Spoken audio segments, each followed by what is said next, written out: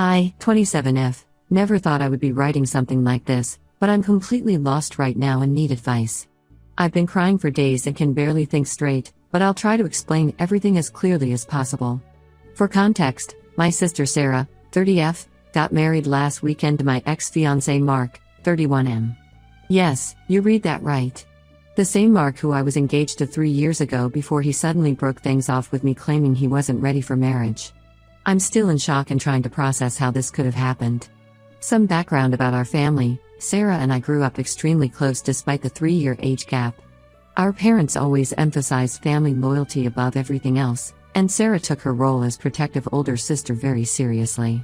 She would screen my boyfriends in high school, give me relationship advice in college, and was always my biggest supporter. We shared everything with each other, or at least I thought we did. Mark and I met during my sophomore year of college at a mutual friends party. He was a senior studying engineering, and we hit it off immediately. He was funny, smart, and treated me with so much respect. We started dating a few months later and everything felt perfect. My family loved him, especially Sarah. She would invite him over for family dinners even when I couldn't make it due to classes. They bonded over their shared interest in photography and hiking. I was thrilled that my sister and boyfriend got along so well. After graduation, Mark got a job at an engineering firm in our city and I started working as a teacher. We moved in together and started planning our future. He proposed on our 4th anniversary during a hiking trip, one that Sarah had actually helped him plan. She seemed so excited when we announced our engagement and immediately offered to help with wedding planning. The next 6 months were a blur of venue hunting, dress shopping, and planning details.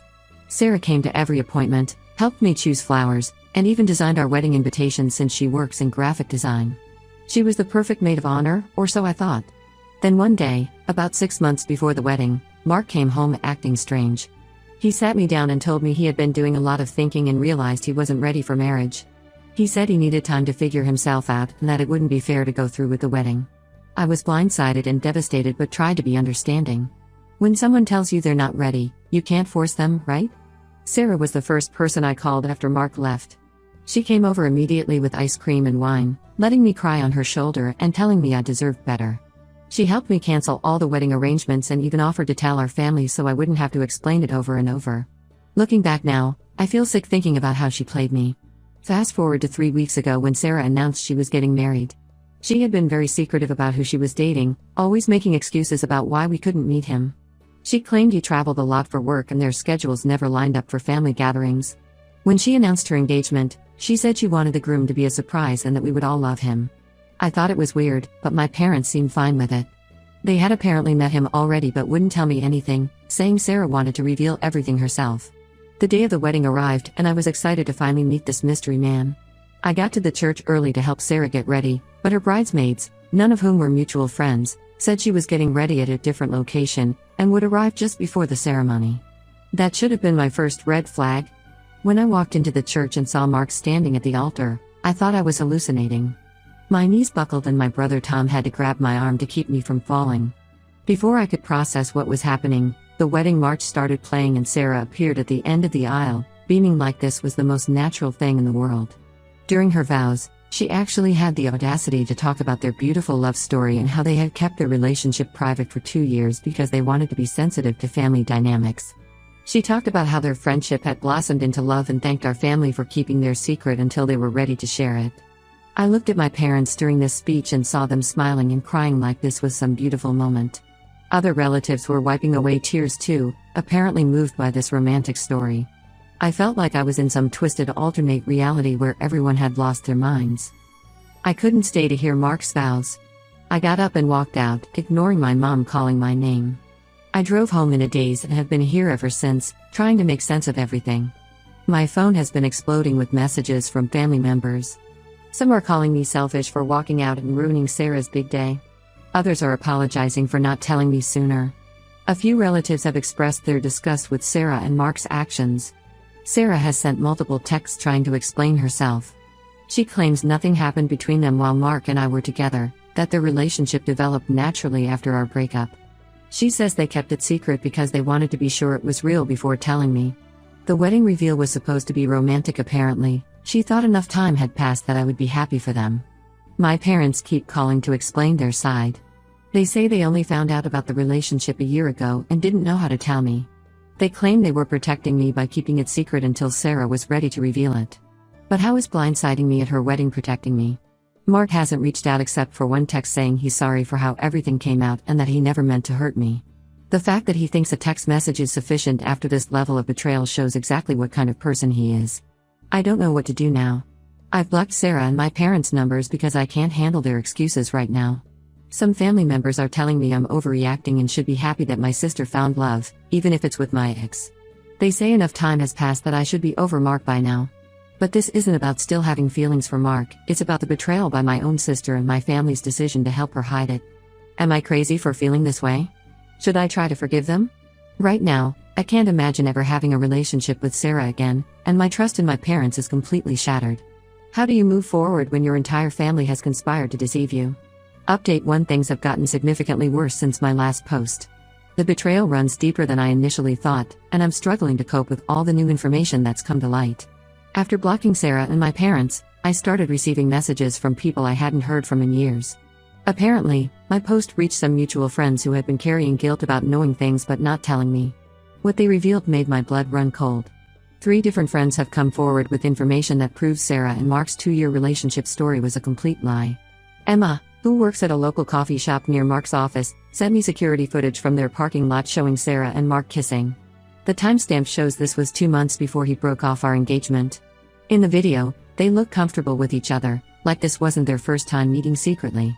Another friend, Jake, who used to work with Mark, admitted that he had seen them together multiple times during lunch breaks while Mark and I were still engaged. He said he had convinced himself they were just close friends, but looking back, their body language was clearly more than friendly. Jake apologized for not telling me sooner, saying he didn't want to ruin things without concrete proof. The most devastating revelation came from my old roommate Rachel. She confessed that she had once seen Mark's phone light up with a message from Sarah that was definitely not sisterly. This was about 4 months before our breakup. Rachel said she had confronted Mark about it, and he fed her some story about planning a surprise party for me. She believed him because Sarah had always been so supportive of our relationship. When I confronted my parents with this evidence, especially the security footage, they broke down. My mom started crying and finally admitted that they had suspected something was going on back then. Apparently, they had noticed Sarah and Mark spending a lot of time together, but when they questioned Sarah, she convinced them they were planning things for the wedding.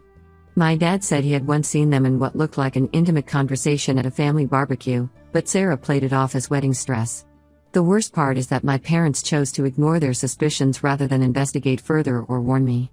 They said they didn't want to ruin my happiness without concrete proof, but I think they were just trying to avoid family drama. It's almost worse knowing they had doubts but let me continue planning my wedding anyway. Today, I received a long email from Sarah. I wasn't going to read it, but curiosity got the better of me. I wish I hadn't opened it. She finally admitted that she and Mark had developed feelings for each other while he and I were still together. According to her, it started innocently, just 2 people bonding over shared interests. She claims they tried to fight their feelings at first, knowing it would hurt me. She wrote that breaking up with me was Mark's idea. He thought it would be more honorable to end things with me before they officially started dating. She actually tried to paint this as him being considerate, as if stringing me along for months while developing feelings for my sister was somehow noble. The email went on to explain how they started officially dating 6 months after our breakup, though based on the evidence I've received, I don't believe this timeline at all. She said they kept it secret because they wanted to be sure it was real before hurting me with the news. She ended the email by saying she hopes I can forgive them someday because we're still sisters and family is forever. I've been physically ill since reading that email. I've thrown up 3 times today alone. The thought that while I was planning my wedding, picking out dresses, and choosing flowers, my own sister was sneaking around with my fiancé makes me physically sick. Every memory of her helping with wedding planning is now tainted. Was she thinking about him while helping me choose my wedding dress? Was she imagining herself walking down the aisle instead of me? The only family member still firmly on my side is my younger brother Tom. He's 25 and had been living with our parents while saving for a house, but after learning the full story, he moved out. He said he couldn't stand to be around people who would condone this kind of betrayal. He's been checking on me daily and has also cut contact with Sarah. I've started seeing a therapist to deal with this betrayal, even though I was initially resistant to the idea. The level of deception from people I trusted most has shaken me to my core. Every memory from the past 3 years feels like a lie now. How many family gatherings did they secretly meet at? How many times did Sarah comfort me about the breakup only to go meet him afterward? I've received a few more messages from extended family members who initially defended Sarah but have changed their tune after hearing about the new evidence. Several aunts and uncles have reached out to apologize for their initial reaction at the wedding. But honestly, their apologies mean little to me now. The damage is done. I don't know how to move forward from this. My therapist says it will take time to process this level of betrayal, but right now, I can't imagine ever trusting anyone again. The two people I trusted most in the world, my sister and my fiancé, orchestrated an elaborate deception that spanned years. And my parents, who were supposed to protect me, chose to protect their lie instead. Update 2: When I thought things couldn't possibly get worse, life proved me wrong again. Tom came to my apartment yesterday with information that has completely shattered what little was left of my world. After moving out of our parents' house, Tom had been going back occasionally to collect his remaining things. During one of these visits, he found Sarah's old phone in a box of her stuff that she'd left behind when she moved out. Out of curiosity, he tried turning it on. To his surprise, it still worked, and Sarah had never logged out of her accounts. What he found made him sick. The messages between her and Mark went back much further than anyone knew, all the way to when I was still happily dating him. They had been having an emotional affair for over a year before anything physical happened. Tom spent hours going through everything and taking screenshots before the phone died. The messages show a calculated, deliberate betrayal that makes me question everything I thought I knew about my sister. They had been planning how to break up my engagement in a way that wouldn't make anyone suspicious. Sarah actually suggested Mark use the not ready for marriage excuse because she knew me well enough to know I would respect that reason and not push back. There were detailed discussions about how to act around me to avoid suspicion. Sarah deliberately played up her role as the supportive sister, making sure to be extra caring after the breakup so no one would suspect anything. She would text Mark about how well her performance was going when she comforted me. What hurts the most is reading their jokes about how oblivious I was. They would meet up at places where they knew I would never go, laughing about their secret rendezvous. Sarah would comfort me about the breakup, then text Mark immediately after about meeting up. They even had code words for each other in case they needed to communicate when I was around. The messages revealed that our parents had actually caught them in a compromising position once, about 4 months before the wedding reveal. Instead of telling me, they had a family meeting, without me, obviously, where Sarah and Mark convinced them that they were truly in love and that telling me would only hurt me unnecessarily. My parents agreed to keep their secret, thinking they were protecting me. Tom sent copies of all the screenshots to our parents. My mom called me sobbing, saying she had no idea the deception went this deep. She admitted they had suspected something but never imagined it had started while Mark and I were still together. My dad, who had always been close to Sarah, hasn't spoken to her since seeing the messages. According to Tom, he's completely devastated by her behavior.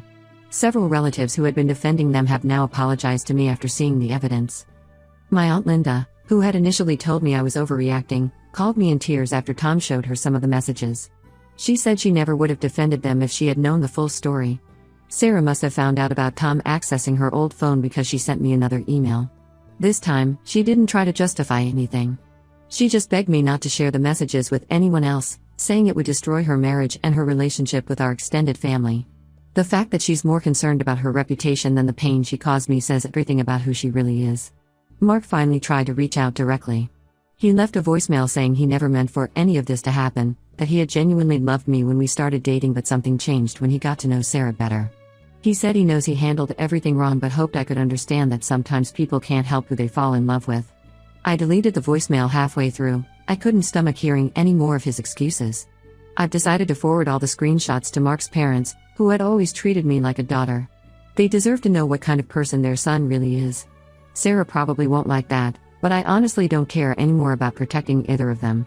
Tom has been my rock through all of this. He's the only family member I still fully trust.